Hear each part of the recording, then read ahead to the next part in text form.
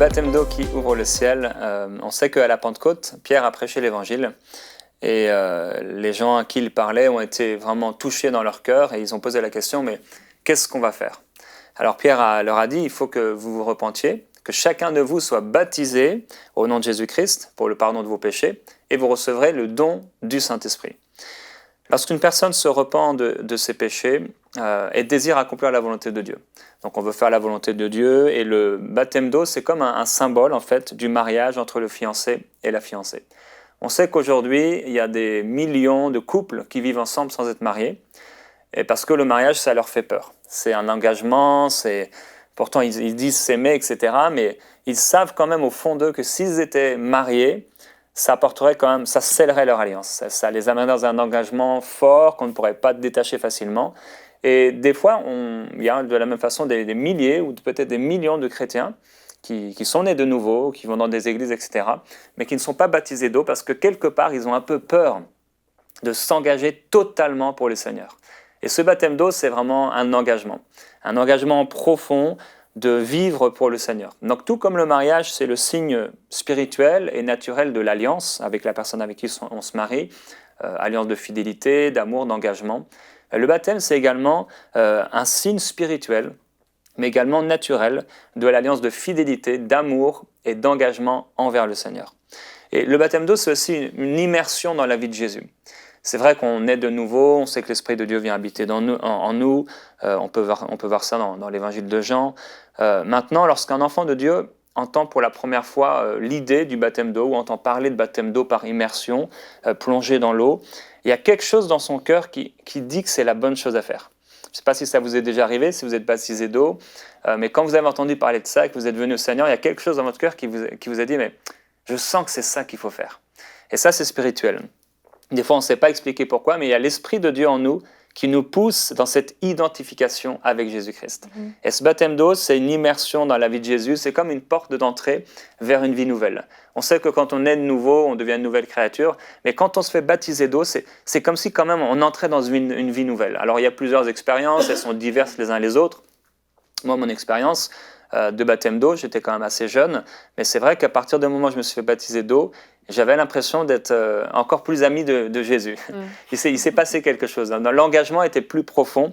Et moi, je veux vous encourager, si vous n'êtes pas baptisé d'eau, à passer par là, parce que c'est une expérience remarquable. Ce baptême, ça vient manifester de manière symbolique ce qui s'est déjà passé dans l'esprit, donc la nouvelle naissance. Et une personne peut être baptisée d'eau peut-être 1 minute ou 1 an après sa nouvelle naissance. La durée, entre guillemets, importe peu. Ce qui est important, c'est de le faire quand on sent qu'on doit le faire. Et certainement, on ne va pas attendre des années avant de le faire. Mais ça vient vraiment mettre c'est un événement marquant dans la vie spirituelle. Alors, qui peut se faire baptiser? Dans 1 Pierre au chapitre 3, verset 21, l'apôtre explique que ces événements, donc après le salut, ça préfigurait le baptême. Et le baptême d'eau, c'est pas, bien sûr... ça ne consiste pas à se laver, à laver notre corps, mais à s'engager envers Dieu avec une conscience pure. Alors si on voulait résumer la définition du baptême d'eau ou le but du baptême d'eau, on dirait que c'est l'engagement de vivre avec une conscience pure jusqu'à la fin. C'est un engagement de vivre avec Dieu dans une conscience pure, tout comme le mariage, c'est un engagement d'une vie de fidélité. C'est pourquoi dans la Bible, on ne trouve jamais, par exemple, des bébés qui se faisaient baptiser d'eau, ça ne se trouve nulle part. Par contre, on pouvait les présenter au temple, on pouvait prier pour eux, les présenter, les garçons se faisaient circoncire au bout de quelques jours, 7 je crois, mais seuls ceux qui pouvaient attester d'une foi en Christ, donc d'une conscience de ce que Christ a fait, après la Pentecôte, donc pouvaient se faire baptiser d'eau par les apôtres, etc. Seuls ceux qui reconnaissent leurs péchés peuvent se faire baptiser d'eau. À mon sens, le baptême devrait être accompagné d'un témoignage personnel et d'une confession de foi. Alors, qui peut baptiser d'eau? Jean baptisé dans le désert. Je crois que baptiser d'eau, c'est un appel divin. C'est l'appel des pasteurs, mais ce n'est pas forcément l'appel de tous les ministères. Et l'apôtre Paul lui-même, il dit, moi, Dieu ne m'a pas envoyé pour baptiser d'eau.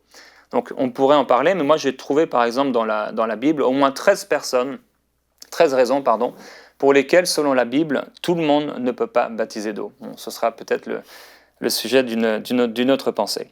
Donc c'est pas parce qu'on a envie de baptiser quelqu'un qu'on est en droit de le faire. C'est un appel qui vient de Dieu.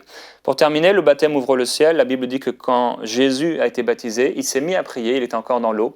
Et au moment où il a commencé à sortir de l'eau, le ciel s'est ouvert et l'Esprit est descendu sur lui comme une colombe. Et je crois que ça, c'est vraiment un symbole pour nous, que d'une certaine façon, quand on s'engage dans les eaux du baptême, on vient sceller quelque chose dans le monde spirituel, et quelque part, il y a le ciel qui s'ouvre sur notre vie. Quelque part, on entre dans une alliance beaucoup plus forte. C'est bien d'être fiancé, c'est bien d'être né de nouveau, mais c'est encore mieux d'être marié, d'être baptisé d'eau. Ça nous amène dans une vie nouvelle, dans une intimité nouvelle, et quand on commence à se baptiser, quand on se fait baptiser, on commence à prier différemment, les choses sont différentes. On n'a peut-être pas d'alliance à notre main, mais tout à coup, on devient plus hardi pour parler de Jésus. Tout à coup, on devient plus hardi pour témoigner de Jésus-Christ. Et quand on rentre le soir, après s'être fait baptiser, à la maison, on est content. On se sent plus proche de Jésus, on sait qu'on a fait la bonne chose, et on peut presque entendre, comme Jean-Baptiste l'a entendu à propos de Jésus, « Voici mon fils bien-aimé, en qui j'ai mis toute mon affection ». Retrouvez la suite de ce programme dans l'émission Bonjour chez vous sur ENCI TV.